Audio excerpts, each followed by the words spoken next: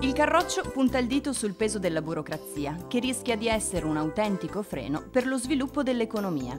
Prendendo le mosse da un'indagine effettuata sugli effetti negativi che la burocrazia causa alle piccole imprese e ai singoli cittadini, la Lega si dice convinta della necessità di un cambiamento per facilitare l'avvio e la sopravvivenza delle aziende, diminuendo i costi della burocrazia, il numero degli atti amministrativi e gli estenuanti tempi di attesa. È necessario favorire un maggior coordinamento tra i vari livelli di governo, congiuntamente allo sviluppo e all'efficienza della rete di relazione tra uffici pubblici. Infatti, gli imprenditori lamentano procedure farraginose e duplicazioni di adempimenti amministrativi, mettendo in luce lo scarso scambio di informazioni tra le varie amministrazioni. La Lega si è già attivata in tema di sburocratizzazione, come ad esempio la legge sull'abolizione della licenza di pesca, approvata all'unanimità dal Consiglio. Questa comporta meno burocrazia per i cittadini e uno sgravio di lavoro per gli uffici della provincia. Ecco che oggi con un bollettino postale e la carta d'identità possiamo andare alla pesca.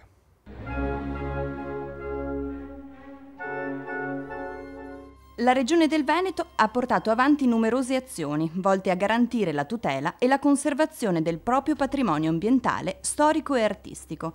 Ne costituisce un esempio la realizzazione di interventi per la valorizzazione dei contesti urbani, caratterizzati dalla permanenza di cinte murarie urbane e di opere di fortificazione connesse. Inserendosi in questo quadro, la Lega Nord si schiera in prima linea per la promozione del territorio veneto e l'incentivazione del turismo. Il Veneto, tra acqua e cielo, in mezzo alla nostra terra, il nostro Veneto, una terra ricca di monumenti, di bellezze naturali, di prodotti tipici.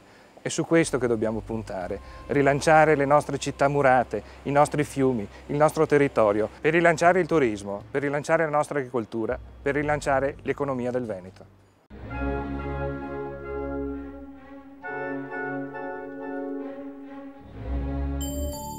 Diminuire la spesa pubblica è possibile. Come? Anzitutto evitando di costruire nuove carceri in Veneto.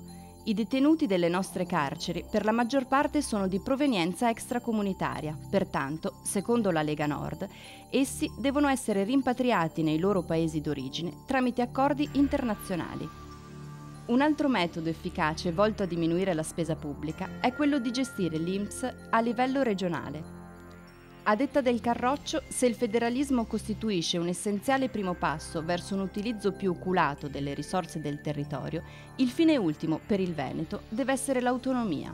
La spesa pubblica può essere diminuita, per esempio, non costruendo nuove carceri in Veneto. Dobbiamo svuotare quelle già esistenti, rimpatriando i detenuti stranieri nei loro paesi d'origine tramite accordi internazionali, ottenendo così il dimezzamento della spesa carceraria, che solo la società di Verona pesa giornalmente per 250.000 euro. Il solo accordo con il Marocco comporterebbe un risparmio annuo di ben 26 milioni di euro. A livello regionale il federalismo completerebbe il federalismo fiscale e i veneti avrebbero pensioni più dignitose. Vi siete mai chiesti dove spende i soldi l'INPS? L'INPS è oggi un ente di assistenza di massa, raccoglie dove ritiene più opportuno e distribuisce a pioggia sotto forma di pensioni di invalidità, disoccupati, lavori socialmente utili e contributi figurativi.